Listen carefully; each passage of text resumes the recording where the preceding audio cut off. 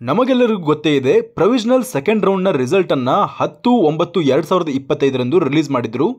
ಆ ಒಂದು ರಿಸಲ್ಟಲ್ಲಿ ನಮಗೆ ಸೀಟ್ ಅಲಾಟ್ಮೆಂಟ್ ಕೂಡ ಕೆಲವೊಬ್ಬರಿಗೆ ಆಗಿತ್ತು, ಕೆಲವೊಬ್ಬರಿಗೆ ಆಗಿರಲಿಲ್ಲ. ಆ ಒಂದು ಪ್ರೊವಿಷನಲ್ ರಿಸಲ್ಟನ್ನು ಪೂರ್ತಿಯಾಗಿ ರದ್ದುಗೊಳಿಸಲಾಗುತ್ತೆ.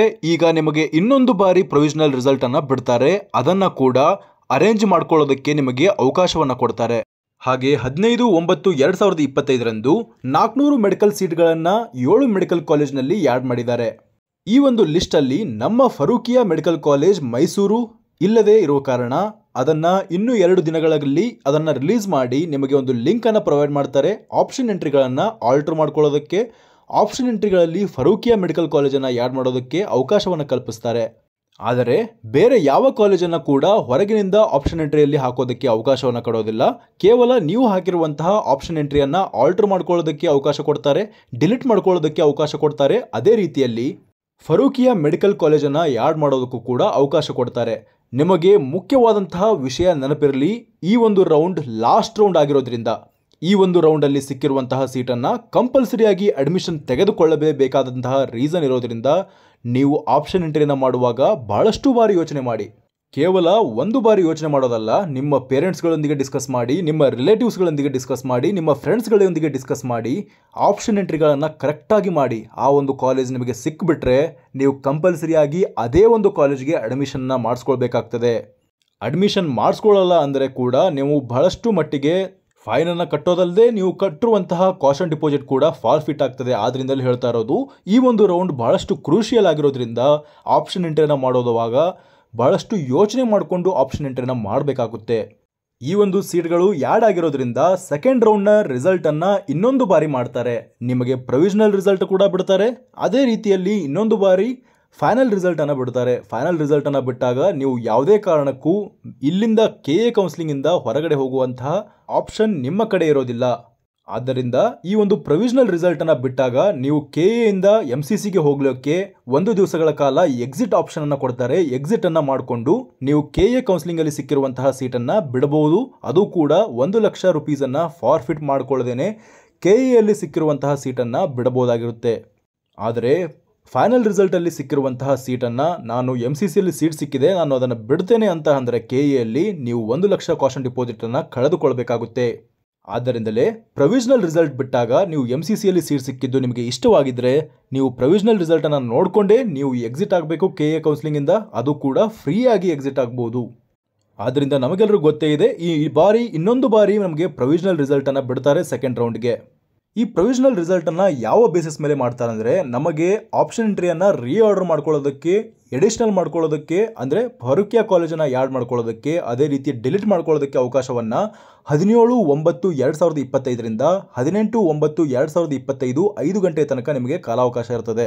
ಅಂದರೆ 12 ಗಂಟೆ 17ನೇ ತಾರೀಕಿಂದ ಹಿಡ್ಕೊಂಡು 5:30 ಗಂಟೆ ತನಕ ನಿಮಗೆ ಮರುದಿನ ಟೈಮ್ ಇರ್ತದೆ. ಕೇವಲ ನಿಮಗೆ ಇರುವಂಥದ್ದು 24 ಗಂಟೆಗಳ ಕಾಲ ಸಮಯಾವಕಾಶ ಇರ್ತದೆ. ಆ ಒಂದು ಗಂಟೆಗಳಲ್ಲಿ ನೀವು ಆಪ್ಷನ್ ಎಂಟ್ರಿಗಳನ್ನು ಆರ್ಡರ್ ಮಾಡ್ಕೊಳ್ಬೋದು. ಅದೇ ರೀತಿ ಫರೂಕಿಯಾ ಮೆಡಿಕಲ್ ಕಾಲೇಜನ್ನು ಕೂಡ ಅದೇ ಒಂದು ಸಮಯಘಟ್ಟದಲ್ಲಿ ನೀವು ಈ ಒಂದು ರೀಆರ್ಡರ್ನ ಮಾಡ್ಕೊಳ್ಬೋದು. ಹಾಗೆ ಈ ಒಂದು ಕಾಲಘಟ್ಟದಲ್ಲಿಯೇ ನೀವು ಕಾಷನ್ ಡಿಪಾಸಿಟನ್ನು ಪೇ ಮಾಡ್ಕೊಳ್ಬೇಕು. ಯಾರು ಕಾಷನ್ ಡಿಪಾಸಿಟನ್ನು ಪೇ ಮಾಡ್ಕೊಳ್ಳೋದಕ್ಕೆ ಅವಕಾಶ ಇರುತ್ತದೆ ಅಂದರೆ, ನೀವು ಆಲ್ರೆಡಿ ಯಾವುದಾದ್ರೂ ಇಂಜಿನಿಯರಿಂಗ್ ಕೋರ್ಸಸ್ಗಳು BMS ಕೋರ್ಸಸ್ಗಳನ್ನು ತೆಗೆದುಕೊಂಡಿದ್ದರೆ ಅಂಥವರು ಕೂಡ ಕಾಷನ್ ಡಿಪಾಸಿಟನ್ನು ಪೇ ಮಾಡಲೇಬೇಕು. ಆದರೆ ಹಿಂದಿನ ರೌಂಡಲ್ಲಿ ನೀವೇನಾದರೂ ಈ ಒಂದು ಕಾಷನ್ ಡಿಪಾಸಿಟನ್ನು ಪೇ ಮಾಡಿದರೆ ನೀವು ರೀಆರ್ಡರ್ ಮಾಡ್ಕೊಳ್ಬೋದು, ರಿಮೂವ್ ಮಾಡ್ಕೊಳ್ಬೋದು, ಅದೇ ರೀತಿ ಆಪ್ಷನ್ಸ್ಗಳನ್ನು ಚೇಂಜ್ ಮಾಡ್ಕೊಳ್ಬೋದು. ಅಂದರೆ ಯಾರ್ಯಾರು ಫಸ್ಟ್ ರೌಂಡಲ್ಲಿ ಚಾಯ್ಸ್ 2 ಅನ್ನು ತೆಗೆದುಕೊಂಡಿದ್ದೀರೋ ಅಥವಾ ಈ ಒಂದು ರೌಂಡಲ್ಲಿ ನೀವು ಕಾಷನ್ ಡಿಪಾಸಿಟನ್ನು ಪೇ ಮಾಡಿದ್ದೀರೋ ಅಂಥವರೆಲ್ಲರೂ ಕೂಡ ಈ ಒಂದು ಪ್ರೊಸೀಜರನ್ನು ಮಾಡ್ಕೊಳ್ಬೋದು. ಅದಿಷ್ಟೇ ಅಲ್ಲದೆ ಯಾರ್ಯಾರು ಈಗ ಇಂಜಿನಿಯರಿಂಗನ್ನು ಜಾಯಿನ್ ಮಾಡಿದ್ದೀರೋ ಅವರಿಗೆ 1 ಲಕ್ಷದಲ್ಲಿಯೇ ಅದನ್ನು ಮುಟ್ಟುಗೋಲು ಮಾಡ್ಕೊಂಡಿರ್ತಾರೆ. ಅಂದರೆ ನೀವು ಮೆಡಿಕಲ್ ಸೀಟ್ಗೆ 1 ಲಕ್ಷ ಕಾಷನ್ ಡಿಪಾಸಿಟನ್ನು ಪೇ ಮಾಡಿರ್ತಿರಲ್ಲ, ಆ ಒಂದು 1 ಲಕ್ಷದಲ್ಲಿಯೇ ಈ ಒಂದು ಇಂಜಿನಿಯರಿಂಗ್ ಕೋರ್ಸಸ್ಗೆ ಕೋರ್ಸ್ ಫೀಸಾಗಿ ಕನ್ವರ್ಟ್ ಮಾಡಿಕೊಂಡು ಅದಕ್ಕೆ ಅಲಾಟ್ಮೆಂಟ್ ಮಾಡಿರ್ತಾರೆ.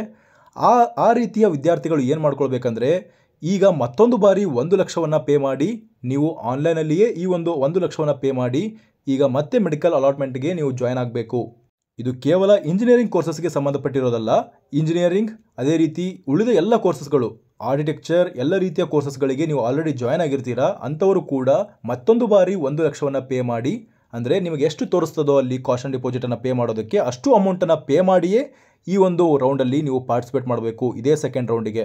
ಇದು ಬಹಳಷ್ಟು ಮುಖ್ಯವಾದಂತಹ ಸಂಗತಿ. ಏನಂದರೆ, ನೀವು ಆಪ್ಷನ್ ಎಂಟ್ರಿಯನ್ನು ಮಾಡಿದ ಕೊನೆಯದಾದಂತಹ ಪ್ರಿಂಟೌಟನ್ನು ತೆಗೆದುಕೊಂಡು ಅದನ್ನು ಜೆರಾಕ್ಸ್ ಇಟ್ಕೊಳ್ಬೇಕು ನಿಮ್ಮ ಪ್ರೂಫ್ ಸಲುವಾಗಿ. ಅಂದರೆ ನೀವು ಲಾಸ್ಟ್ ಯಾವಾಗ ಆಪ್ಷನ್ ಎಂಟ್ರಿಯನ್ನು ಆಲ್ಟ್ರೇಷನ್ ಮಾಡ್ಕೊಂಡಿರ್ತೀರೋ ಅಂತಹ ಒಂದು ಆಲ್ಟ್ರೇಷನ್ ಮಾಡಿರುವಂತಹ PDF ಅನ್ನು ಡೌನ್ಲೋಡ್ ಮಾಡಿಕೊಂಡು ಅದನ್ನು ಜೆರಾಕ್ಸ್ ತಗೊಂಡು ಪ್ರೂಫ್ ಸಮೇತ ಅದರ ಟೈಮ್ ಸಮೇತ ಎಲ್ಲವೂ ಕೂಡ ಅದರಲ್ಲಿ ಮೆನ್ಷನ್ ಮಾಡಿರ್ತಾರೆ. ಆದ್ದರಿಂದ ಆ ಒಂದು ಜೆರಾಕ್ಸನ್ನು ತೆಗೆದುಕೊಂಡು ನೀವು ಪ್ರೂಫ್ ಸಮೇತ ಇಟ್ಕೊಳ್ಬೇಕಾಗುತ್ತೆ. ಅದೇ ರೀತಿ ನೀವು KA ವೆಬ್ಸೈಟಲ್ಲಿ ಚೆಕ್ ಮಾಡ್ಕೊಳ್ತಾ ಇರಬೇಕು, ಯಾವ್ಯಾವ ಕ್ಯಾನ್ಸಲ್ ಆಗಿದೆ, ಯಾವ್ಯಾವ ಫಾರ್ಫಿಟ್ ಆಗಿದೆ. ನ್ಯೂಲಿ ಆಡೆಡ್ ಸೀಟ್ಗಳು ನಮ್ಮ ಟೈಮ್ ಟು ಟೈಮ್ ಅದನ್ನು ಅಪ್ಡೇಟ್ ಮಾಡ್ತಿರ್ತಾರೆ KA ಒಂದು ವೆಬ್ಸೈಟಲ್ಲಿ. ಆದ್ದರಿಂದ ನೀವು KA ವೆಬ್ಸೈಟನ್ನು ಕರೆಕ್ಟಾಗಿ ಚೆಕ್ ಮಾಡ್ಕೊಳ್ತಾ ಇರಬೇಕು ಅಂತ ಹೇಳಿದ್ದಾರೆ. ಇನ್ನೊಂದು ವಿಷಯವೇನೆಂದರೆ, seat availability during the allotment ಟೈಮ್ನಲ್ಲಿ ಯಾವುದಾದ್ರೂ ವೇಕೆನ್ಸೀಸ್ಗಳು ಕ್ರಿಯೇಟ್ ಆದರೆ ಅಥವಾ ಕನ್ಸಿಕ್ವೆನ್ಷಿಯಲ್ ವೇಕೆನ್ಸೀಸ್ಗಳು ಕ್ರಿಯೇಟ್ ಆದರೆ ಅವುಗಳನ್ನು ಕೂಡ ಕನ್ಸಿಡರ್ ಮಾಡ್ತಾರೆ ಇದೇ ಒಂದು ರೌಂಡಲ್ಲಿ. ಸೀಟ್ ಮ್ಯಾಟ್ರಿಕ್ಸಲ್ಲಿ ಆ ಒಂದು ಕಾಲೇಜಿನಲ್ಲಿ ನಮ್ಮ ಕ್ಯಾಟಗರಿಯಲ್ಲಿ ಯಾವುದೇ ಸೀಟು ಇಲ್ಲ ಅಂದ್ಕೊಂಡು ನೀವು ಆ ಕಾಲೇಜನ್ನು ಡಿಲೀಟ್ ಮಾಡ್ಕೊಳ್ಳೋದಕ್ಕೆ ಹೋದರೆ ಅದು ನೀವು ಮಾಡುವಂತಹ ಬಹಳಷ್ಟು ದೊಡ್ಡ ತಪ್ಪಾಗ್ತದೆ. ಕನ್ಸಿಕ್ವೆನ್ಷಿಯಲ್ ವೇಕೆನ್ಸೀಸ್ ಬಗ್ಗೆ ನಾನು ಪೂರ್ತಿಯಾದಂತಹ ಮಾಹಿತಿಯನ್ನು ನನ್ನ ಹಳೆಯ ವಿಡಿಯೋಗಳಲ್ಲಿ ಕೊಟ್ಟಿದ್ದೇನೆ. ಅಂದರೆ ಯಾರಿಗಾದರೂ ಒಂದು ಸೀಟ್ ಸಿಕ್ಕಿರ್ತದೆ, ಅವರಿಗೆ ಅಪ್ಗ್ರೇಡೇಷನ್ ಆದಾಗ ಅವರಿಗೆ ಹಳೆಯದಾಗಿ ಸಿಕ್ಕಿರುವಂಥ ಸೀಟು ವೇಕೆಂಟ್ ಉಳಿದಾಗ ಆ ಒಂದು ವೇಕೆಂಟ್ ಸೀಟಿಗೆ ಕೂಡ ನೀವು ಅಪ್ಗ್ರೇಡೇಷನ್ ಆಗ್ಬೋದು. ಆದ್ದರಿಂದಲೇ ನಿಮಗೆ ಅಗತ್ಯವಿರುವಂತಹ ಎಲ್ಲ ಕಾಲೇಜ್ಗಳನ್ನು ರಿಟೈನ್ ಮಾಡಿಕೊಳ್ಳೋದು ಬಹಳಷ್ಟು ಅನಿವಾರ್ಯವಾಗಿರ್ತದೆ. ಅದೇ ರೀತಿಯಲ್ಲಿ ನಿಮಗೆ ಬೇಡವಾಗಿರುವಂತಹ ಕಾಲೇಜ್ಗಳನ್ನು ಡಿಲೀಟ್ ಮಾಡಿಕೊಳ್ಳೋದು ಕೂಡ ಬಹಳಷ್ಟು ಅನಿವಾರ್ಯವಾಗಿರ್ತದೆ. ಇದೇ ಒಂದು ರೌಂಡಲ್ಲಿ ಆಯುಷ್ ಕೋರ್ಸ್ನ ಅಡ್ಮಿಷನ್ ಕೂಡ ನಡೀತದೆ. ಅಂದರೆ ಯುನಾನಿ, ಆಯುರ್ವೇದ ಮತ್ತು ಹೋಮಿಯೋಪತಿ ಕೋರ್ಸಸ್ಗಳಿಗೂ ಕೂಡ ಇದೇ ಒಂದು ರೌಂಡಲ್ಲಿ ಆಪ್ಷನ್ ಎಂಟ್ರಿ ನಡೀತದೆ. ಯಾರು ಆಯುಷ್ ಕೋರ್ಸ್ಗೆ ಚಾಯ್ಸ್ 2 ಅನ್ನು ತೆಗೆದುಕೊಂಡಿದ್ದೀರೋ ಅಥವಾ ಹಿಂದಿನ ಯಾವುದೇ ರೌಂಡಲ್ಲಿ ಆಯುಷ್ ಕೋರ್ಸ್ ಸಿಕ್ಕಿಲ್ವೋ ಅಂಥವರು ಕೂಡ ಈ ಒಂದು ರೌಂಡಲ್ಲಿ ಆಯುಷ್ ಕೋರ್ಸ್ಗೆ ಪಾರ್ಟಿಸಿಪೇಟ್ ಮಾಡ್ಬೋದಾಗಿರುತ್ತೆ. ಇದಿಷ್ಟಾಗಿತ್ತು ಈವರೆಗಿನ ಮಾಹಿತಿ. ಈ ಮಾಹಿತಿ ನಿಮಗೆ ಇಷ್ಟವಾಗಿದ್ದರೆ ಚಾನಲ್ನ ಸಬ್ಸ್ಕ್ರೈಬ್ ಮಾಡ್ಕೊಳ್ಳಿ, ಹಾಗೆ ನಿಮ್ಮ ಫ್ರೆಂಡ್ಸ್ಗಳಿಗೂ ಈ ವಿಷಯವನ್ನು ಶೇರ್ ಮಾಡಿ. ಧನ್ಯವಾದಗಳು.